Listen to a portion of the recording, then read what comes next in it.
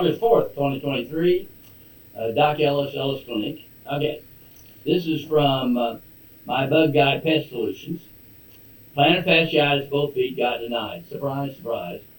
Filed presumptive. It's not presumptive. You gotta have a Nexus report showing what is wrong. Okay, now went to podiatrist. They did X-rays, bone on bone. Then had surgery and all kinds of stuff. So they gave me insoles, some braces, foot support. Do I file a secondary supplemental claim? Yes, but what it is, you're asking for them to accept your original claim. Now, what you're going to need a Nexus report by somebody who knows the VA law, and the doctor that knows it, and get your original claim accepted, and then all the consequential conditions are part of your disability.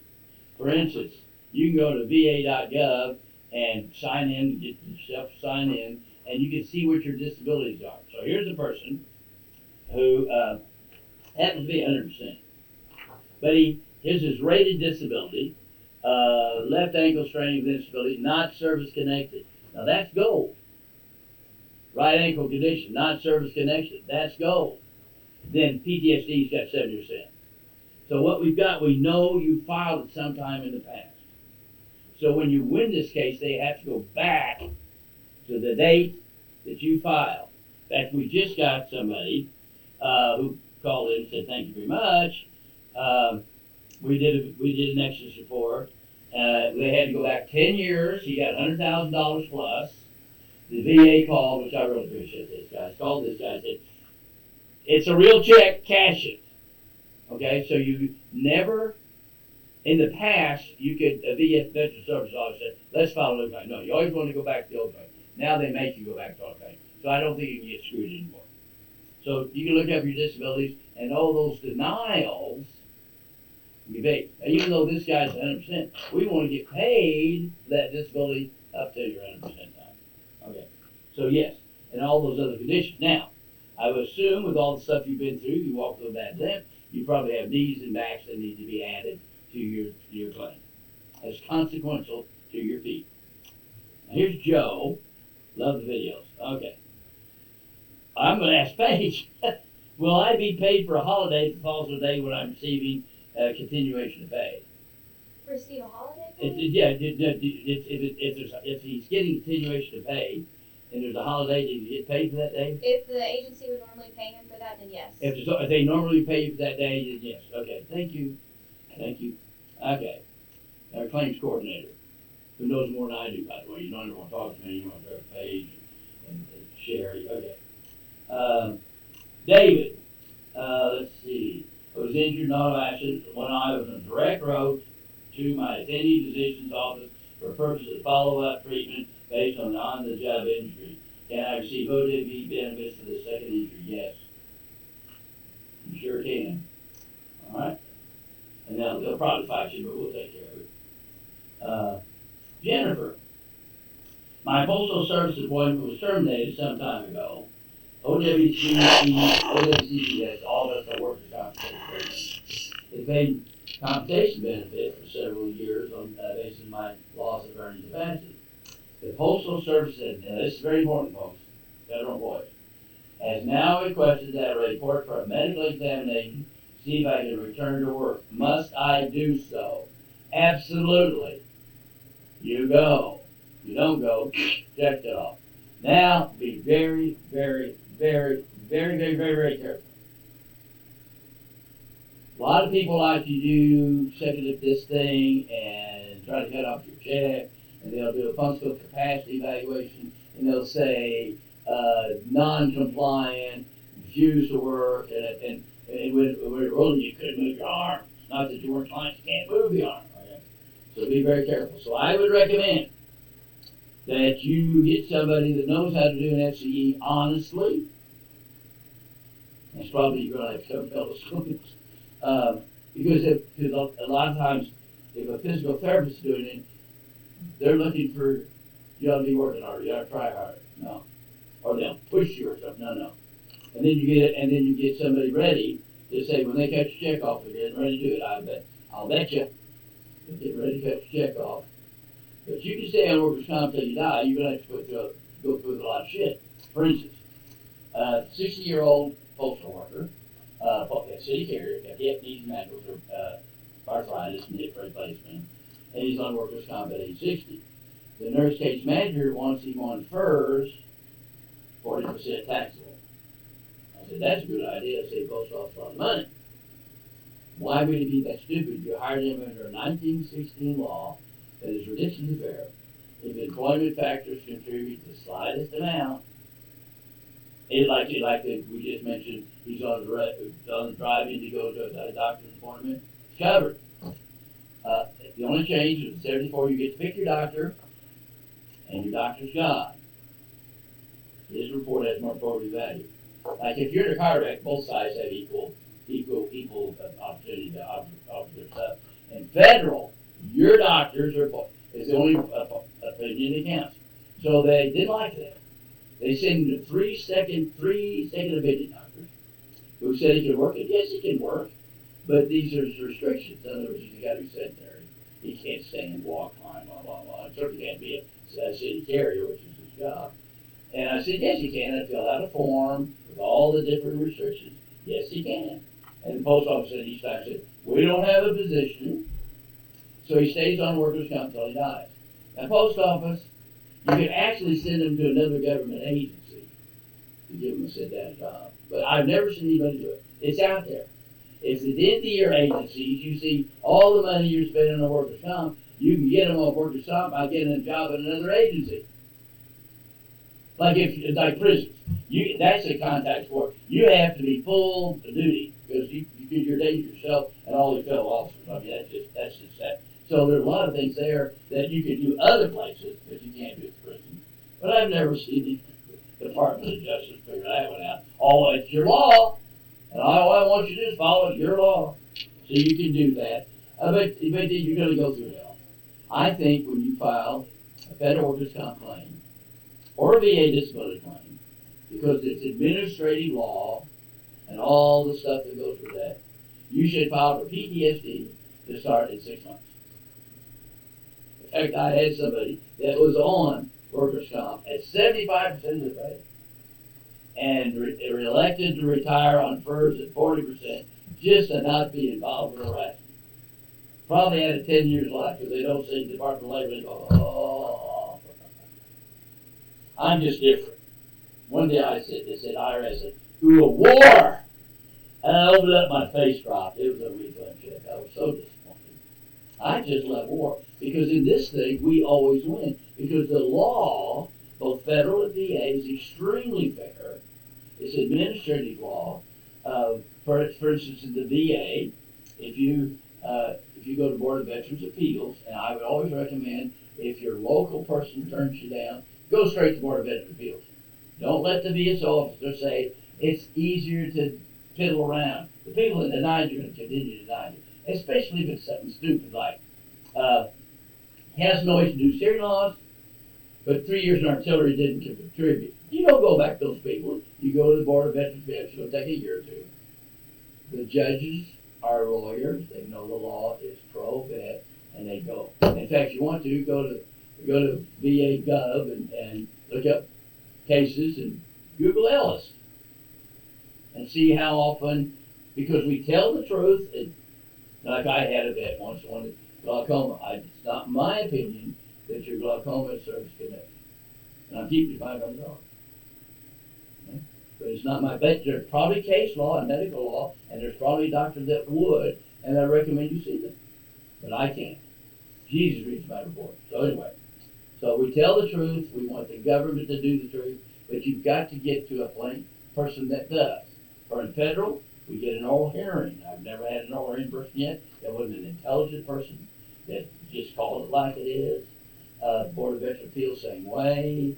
If I've gone to federal criminal court, and that usually takes about 5 minutes. Every time I've gone to federal criminal court, they say for workers' comp, federal workers' comp, within the first 5 to 15 minutes, the judge is threatening the prosecuting attorney for the Department of Justice with contempt. Now, you guys, if you come after my patients, you better read some of my transcripts.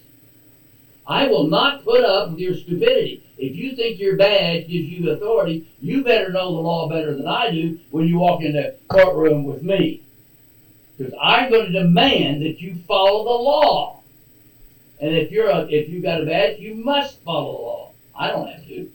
I'm just a guy. But I want you to follow the law. And don't mess with my people unless you really have it down. Okay, so, any other questions? Oh, got a quote.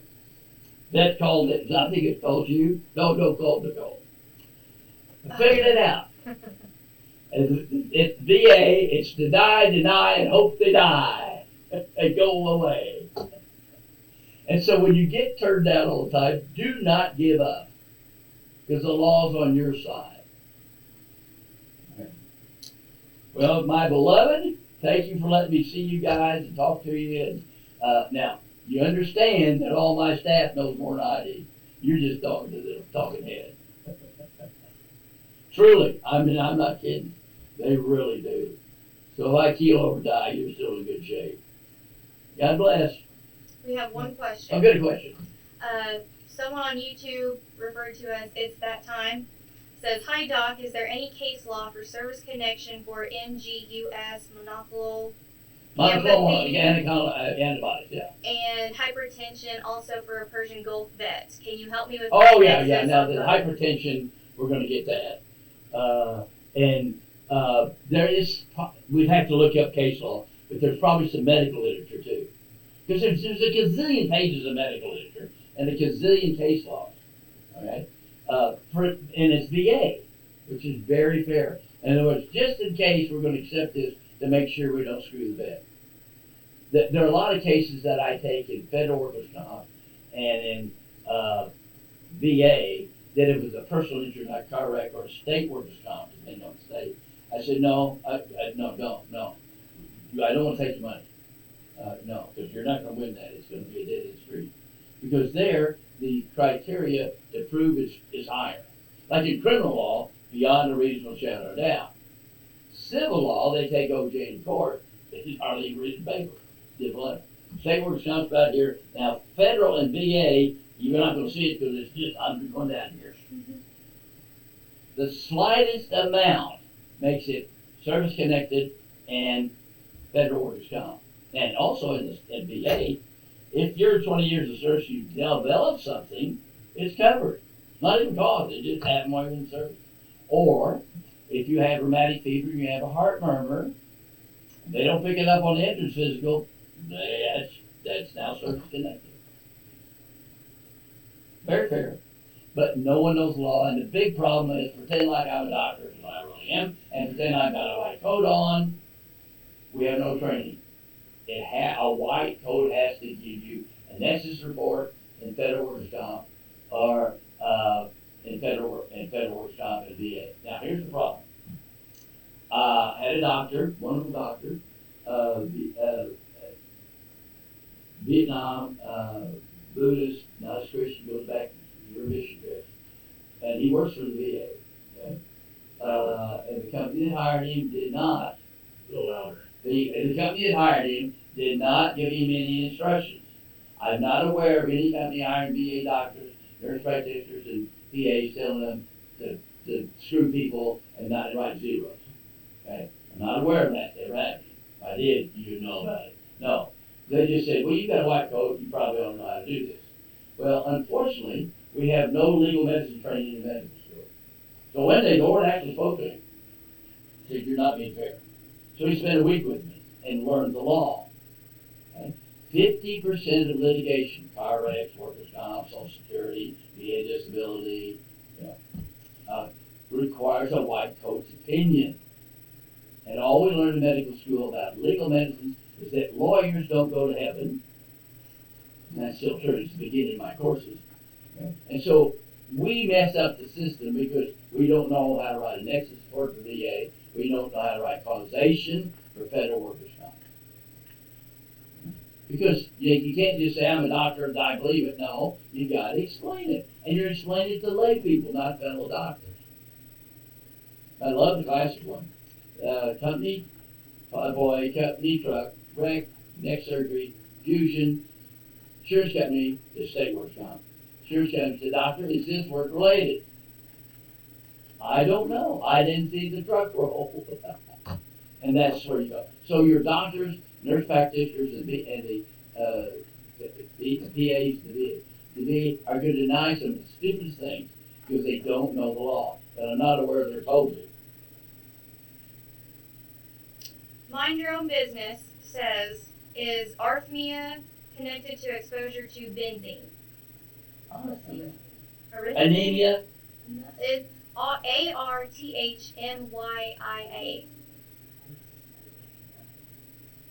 Anyway, benzene causes a whole bunch of stuff, especially leukemias and things like that, and neurological disease. If you're cleaning the spark plug on your lawnmower and you're using a rag and a little gasoline on it, the tips of your fingers get numb. What's happened is the fat pad around those nerves has been denatured, and now they grow back. So if that happens, you can't sniff glue. It's bad for you. You can't be that. So it causes neurological diseases, it causes respiratory diseases, and it causes all kinds of blood barrel diseases, leukemia, all kinds of stuff. Yeah. And benzene is certain thing. There are certain leukemias that are even more than benzene. But if you're exposed to benzene, you're exposed to other stuff too. Because it's probably not cure anything. So if you're sniffing, if you're out in burn pits, the jet fuel's going to make you sick. Plus everything they burn, yeah. Heart arrhythmia? Oh yeah, because that a chemical exposure in VA now with the PACT Act, which is basically all the exposures people had, not just Agent Orange, but burn pits and you're around jet fuel and you're plane and you're around all those solvents and all that stuff. Now a lot of that stuff is presumptive. You just have to show that you're exposed. Welding, radiation, early cataracts. Yep. Welding, absolutely.